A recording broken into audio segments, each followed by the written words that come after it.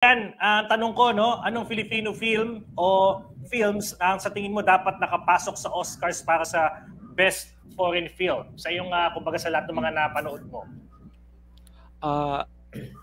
Personally, yung napanood ko last year, no, 2022, merong isang film na tawag ay Leonor Will Never Die.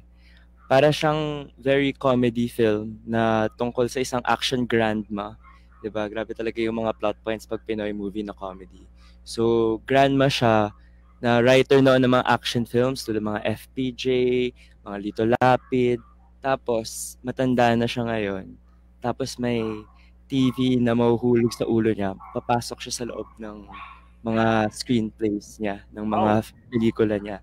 Tapos nanalo siya sa Sundance Film Festival last year. So, alam kong malakas yung international recognition niya.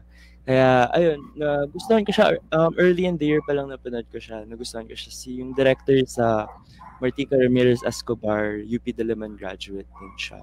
Kaso nga lang, ayun, hindi siya yung film na sinubmit. Kasi pagdating sa Oscars, yung Film Academy of the Philippines, yung parang government branch to, na, ayun, pumipili siya ng films na parang selection committee, tapos i-filter down na isa lang dapat sasubmit for this year. So yung pinili nila is On the Job 2, The Missing 8, na nagustuhan ko rin naman.